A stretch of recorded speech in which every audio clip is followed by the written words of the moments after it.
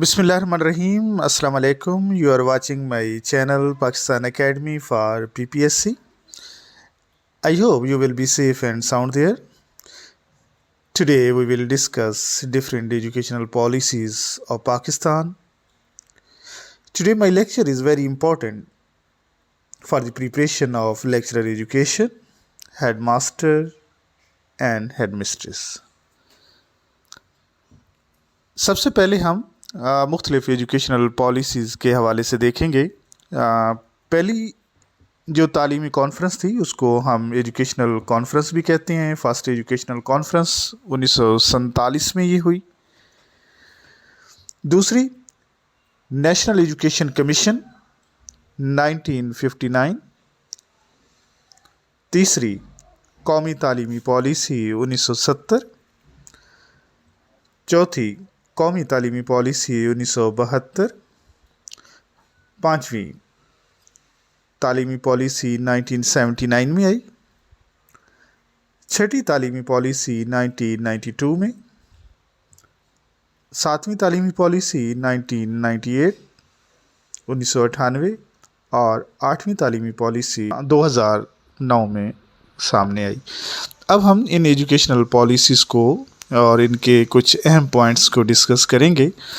अगर हम पहली तालीमी कॉन्फ्रेंस की बात करें जो 1947 में कराची में ये शुरू हुई। 27 नवंबर 1947 को इस कॉन्फ्रेंस का आगाज़ होता है और 1 दिसंबर 1947 तक ये कॉन्फ्रेंस जारी रहती है। उस वक्त के गवर्नर जनरल कायद आज़म मोहम्मद अली जिन्नाह थे जो इस कॉन्फ्रेंस में शरीक तो ना हो सके, लेकिन उस वक्त के वज़ीर तालीम जो पाकिस्तान के पहले वज़ीर तालीम भी कहलाते हैं फजलुर रहमान, उन्होंने कायद आज़म का पैगाम पढ़ के सुनाया था। पहली तालीमी कॉन्फ्रेंस में शुरका को 10 कमेटियों में तकसीम कर दिया गया। इसमें 2-3 बातें बहुत अहम हैं। पहली बात यह है कि पाकिस्तान एकेडमी के नाम से एक इदारा बनाया गया। ये तरबियत असातिज़ा के लिए एक इदारा था। दूसरी जो अहम पॉइंट है या दूसरी जो अहम बात है इस पहली तालीमी कॉन्फ्रेंस में वो ये है कि साइंटिफिक इंडस्ट्रियल रिसर्च काउंसिल का क़याम अमल में लाने की सिफारिश की गई साइंसी और फ़नी तालीम के फ़रोग़ के लिए। तो जो पहली तालीमी कॉन्फ्रेंस थी इसमें ये चंद पॉइंट्स थे जो ज़्यादा अहम हैं, क्योंकि हमने बहुत ज़्यादा डिटेल में भी नहीं जाना, लेकिन जो अहम पॉइंट्स होंगे उनको हम डिस्कस करते जाएंगे। इसके बाद हम चलेंगे कौमी तालीमी कमीशन 1959। हुकूमत थी फील्ड मार्शल अयूब ख़ान की और उस वक्त के जो सेक्रेटरी तालीम थे वो SM शरीफ थे। कौमी तालीमी कमीशन 1959 के जो अहम पॉइंट्स हैं वो मैं आप लोगों के सामने बयान कर देता हूँ। टेक्स्ट बुक बोर्ड का क़याम। टेक्स्ट बुक बोर्ड के क़याम की सिफारिश की गई क्योंकि दरसी कुतब मुख्तलिफ प्राइवेट इदारे छापते थे और आप देखते हैं कि आम तौर पे जो प्राइवेट्स बुक्स होती हैं वो महंगी होती हैं, तो गवर्नमेंट ने सोचा कि क्यों ना ऐसा इदारा बनाया जाए जो तलबा की किताबें जो है वो छापे। और फिर ये मुख्तलिफ सूबों में बनाए गए। Punjab text book board, KPK text book board, तो ये मुख्तलिफ सूबों में आज भी काम कर रहे हैं और ये पहली जमात से लेकर 12वीं जमात तक की किताबें हैं ये इदारे छापते हैं। इसके बाद जो है इम्तिहानी बोर्ड्स के क़याम की सिफारिश भी इसमें की गई। इससे पहले ये होता था कि इम्तिहान यूनिवर्सिटियाँ लेती थीं, तो अब इस एजुकेशनल जो तालीमी कमीशन था इसमें ये फ़ैसला किया गया कि 10वीं और 12वीं जमात के इम्तिहानात यूनिवर्सिटियों की बजाय बोर्ड्स के हवाले किए जाएँ। और अब आप देखते हैं कि पंजाब में 8-9 बोर्ड्स हैं, तो उससे पहले ये इम्तिहान जो है वो यूनिवर्सिटी लेती थी। निज़ामी इम्तिहानात के हवाले से ये कहा गया कि 25% का जो इम्तिहान होगा वो दाखिली होगा, यानी इदारा ख़ुद लेगा, और 75% नंबरों का इम्तिहान यूनिवर्सिटी लेगी। और इसमें मज़े की बात ये भी मैं बताऊं कि फ़र्स्ट डिवीज़न 70% नंबरों पे रखी गई। आप देखिए आजकल भी 60 है, लेकिन 1959 में ये सिफारिश की गई कि फ़र्स्ट डिवीज़न 70% नंबरों पे होगी, सेकंड डिवीज़न 60% नंबरों पे होगी। और कई हवालों से ये मुतनाज़ा भी रही पॉलिसी। इसमें एक ये भी किया गया कि जो बीए की डिग्री का दौरानिया है वो 2 साल से बढ़ाकर 3 साल कर दिया गया। लेकिन आज भी आप देखते हैं कि बीए 2 साल में हो रहा है, लेकिन 1959 का जो तालीमी कमीशन था उसमें ये सिफारिश की गई कि बीए का दौरानिया 2 से बढ़ाकर 3 साल कर दिए जाए। फिर ज़ाहिर है इस पर बहुत शदीद एहतजाज हुआ और हुकूमत को अपना फ़ैसला वापस लेना पड़ा। ये तो कौमी तालीमी कमीशन 1959 की कुछ अहम नुकात थे। इसके बाद हम चलेंगे कौमी तालीमी पॉलिसी 1970। हुकूमत थी जनरल मोहम्मद याह्या ख़ान की और वज़ीर तालीम थे उस वक्त एयर मार्शल नूर ख़ान। कौमी तालीमी पॉलिसी 1970 में 2-3 बातें बहुत अहम थीं। ख़ास तौर पे ये जो एजुकेशन सब्जेक्ट है जिसको हम उर्दू में इल्म तालीम कहते हैं, ये पहली दफ़ा सिफारिश की गई कि इंटर और डिग्री लेवल पर इसको इख्तियारी मज़मून के तौर पे पढ़ाया जाए। तो इल्म तालीम या एजुकेशन ये पहली दफ़ा 1970 की तालीमी पॉलिसी में ये कहा गया कि मुल्क में असातिज़ा की कमी को दूर करने के लिए एजुकेशन डिग्री और इंटर लेवल पर इख्तियारी मज़मून के तौर पर पढ़ाई जाए।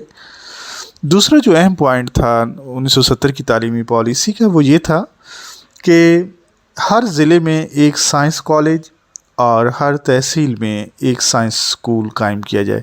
साइंस की बहुत किल्लत थी, साइंस नहीं पढ़ाई जाती थी। अक्सर कॉलेजेस में स्कूलों में आर्ट्स की क्लासेस तो होती थी, लेकिन हम देखते हैं कि पहली दफ़ा 1970 में कि कम से कम ज़िले में एक कॉलेज तो ऐसा हो जहां साइंस के सब्जेक्ट पढ़ाए जाएं और हर तहसील में कम से कम एक स्कूल ऐसा होना चाहिए जहां साइंस के सब्जेक्ट पढ़ाए जाएं। तो ये तो छोटी सी पॉलिसी थी, चली भी सिर्फ 2 साल, क्योंकि उसके बाद हुकूमत फिर चेंज हो गई थी। तो उसके बाद कौमी तालीमी पॉलिसी 1972-80 ये बहुत अहम पॉलिसी थी और ये दौर था, हुकूमत थी जुल्फ़िकार अली भुट्टो की और वज़ीर तालीम थे अब्दुल हफीज़ पीरज़ादा। ये पॉलिसी कई हवालों से बहुत अच्छी भी समझी जाती है, कुछ इसको इनकलाबी पॉलिसी भी कहते हैं।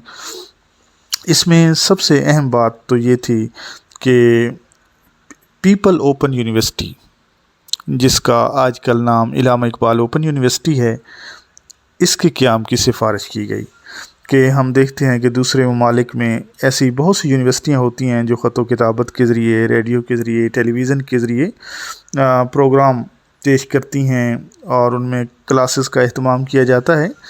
तो वो लोग जो मुख्तलिफ़ वजूहात की बिना पर सुबह क्लासेस नहीं ले सकते, बाकायदा दाखिला नहीं ले सकते, तो उनके लिए ऐसी यूनिवर्सिटी बनाने की सिफारिश की गई। ये यूनिवर्सिटी पीपल पार्टी के दौर में बनी थी, तो उन्होंने अपनी पार्टी के नाम पर इसका नाम पीपल ओपन यूनिवर्सिटी रखा, जो बाद में इलामा इकबाल ओपन यूनिवर्सिटी जब ये 1977 में इसका नाम चेंज हुआ और ये इलामा इकबाल ओपन यूनिवर्सिटी बन गई। अच्छा, इसमें लाजमी और मुफ्त तालीम का एहतमाम किया गया इस पॉलिसी में कि ख़ास तौर पे मैट्रिक तक के तलबा के लिए जो है वो आम और मुफ्त तालीम का बंदोबस्त करने की सिफारिश की गई। इसके अलावा इस पॉलिसी में जो एक और बहुत अहम पॉइंट था वो ये था, नेशनल बुक फाउंडेशन के क़याम की सिफारिश की गई। ये एक ऐसा इदारा था जो किताबों की तसनीफ़, तालीफ़ और तर्जुमा और इशाअत का ज़िम्मेदार होगा। और ये आज भी आप देखते हैं कि जो किताब मेले होते हैं वहाँ नेशनल बुक फाउंडेशन वालों की जो बुक्स हैं वो आम तौर पे हम देखते हैं कि हाफ़ प्राइस पे मिलती हैं। इसके अलावा जो है पहली दफ़ा तालीमी इदारों को कौमी तहवील में ले लिया गया, यानी जितने भी प्राइवेट इदारे थे उनको गवर्नमेंट ने अपनी तहवील में ले लिया, नेशनलाइज कर दिया। तो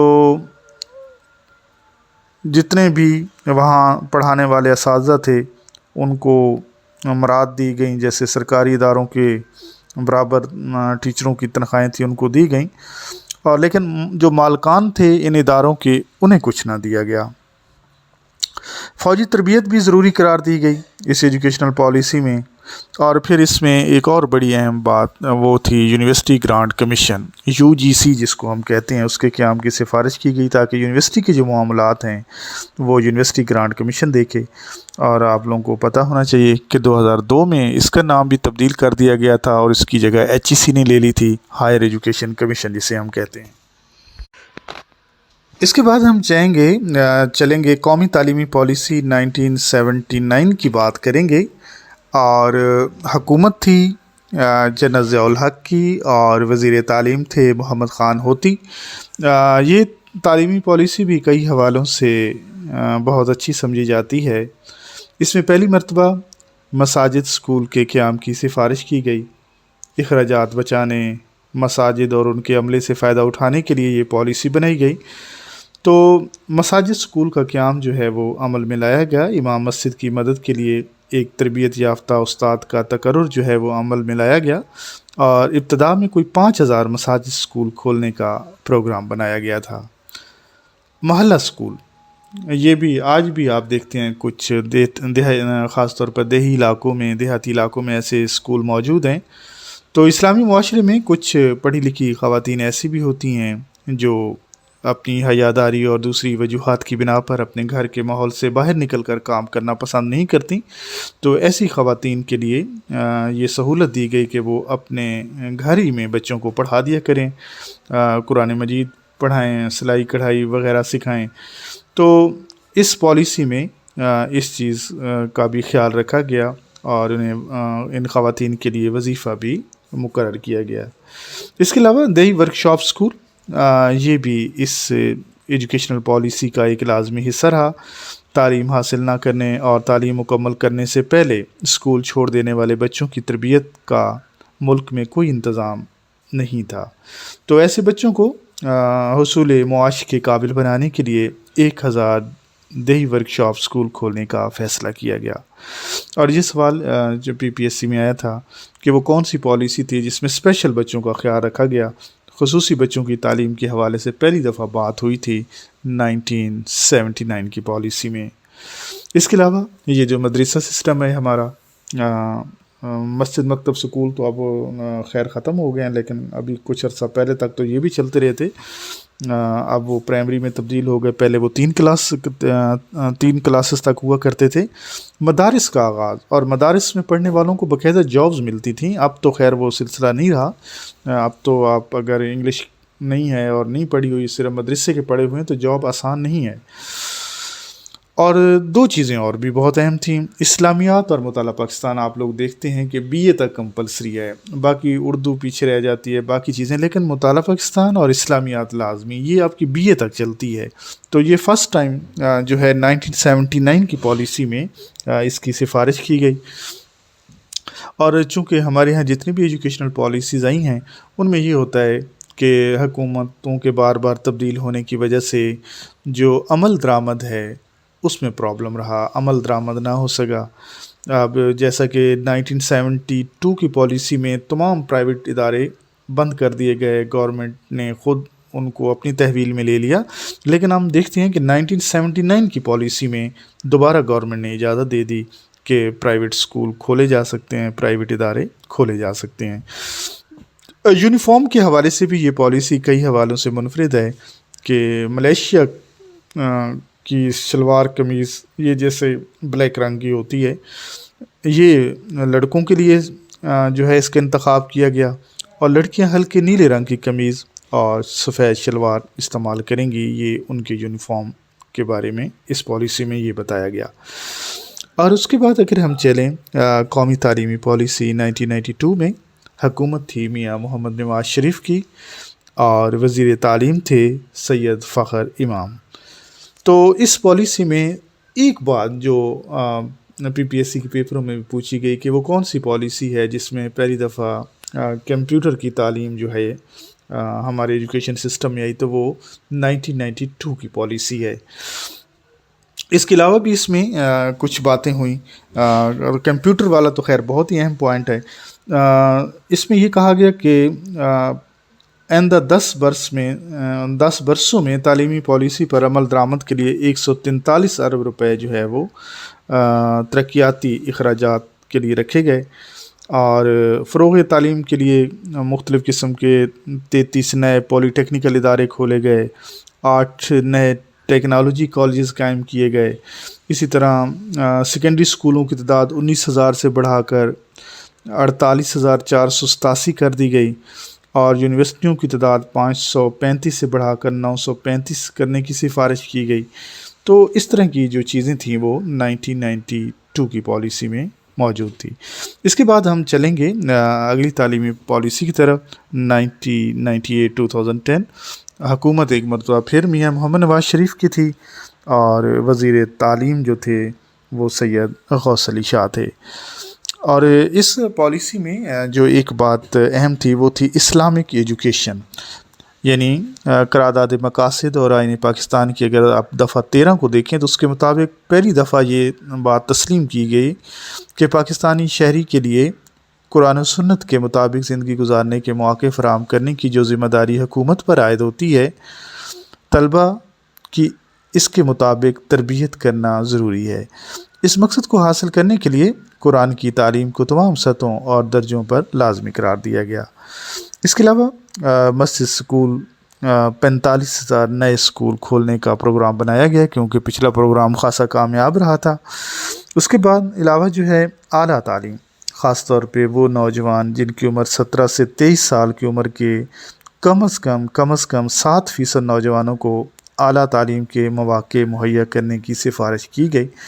اور جیسا کہ ہم دیکھتے ہیں کہ ہم تعلیم پہ بہت کم خرچ کرتے ہیں، اور GDP کا یعنی 4% جو ہے وہ کم از کم جو ہے وہ تعلیم کے لیے خرچ ہونا چاہیے، لیکن ہم بہت کم خرچ کرتے رہے۔ لیکن مسئلہ یہ ہے کہ یہ جتنی بھی ایجوکیشنل پالیسیز تھیں 1947، 1959، 1970، 1972، 1979، 1992، 1998، 2009، سب سے بڑا یہ تھا کہ گورنمنٹ تبدیل ہوتی تھی تو پالیسیاں بھی تبدیل ہو جاتی تھیں۔ تو جیسے ہی گورنمنٹ تبدیل ہوئی، وہ جو پیچھے باتیں ہو چکی ہوتی تھیں کہ یہ چیزیں جو ہے ان پہ عمل کیا جائے گا، تو وہ عمل نہیں ہوتا تھا، اور اس کا رزلٹ یہ ہے کہ آج 74 سال گزرنے کے بعد بھی ہمارا جو لٹریسی ریٹ ہے وہ 60 اور 62 کے درمیان جو ہے وہ پھر رہا ہے۔ اور اگر آپ دیکھیں تو اب میں نے کچھ چیزیں اس میں سے اسکپ کر دیں۔ کئی ایجوکیشن پالیسیز تھی جس میں ٹارگٹ رکھے گئے کہ اس سن تک ہم جو ہے نا 90% ٹارگٹ اچیو کر لیں گے، اس سن تک ہم 70% اچیو کر لیں گے، لیکن آپ دیکھیں اب 2022 ہے اور 74 سال گزرنے کے باوجود ہم بلکہ 75 سال گزرنے کے باوجود بھی ہم اس وقت 60 سے 62 جو ہے % ہمارا لٹریسی ریٹ ہے۔ چونکہ لٹریسی ریٹ ہمارا کوئی 1% کے حساب سے بڑھتا ہے، اور جو ہمارا پاپولیشن ریٹ ہے وہ 2% کے حساب سے بڑھ رہا ہے، تو آبادی کا بڑھنا بھی ایک بڑی وجہ ہے۔ پھر ہمارے یہاں ڈراپ آؤٹ بہت زیادہ ہے، 50% بچے جو ہے وہ پرائمری ہی سے چھوڑ کے چلے جاتے ہیں۔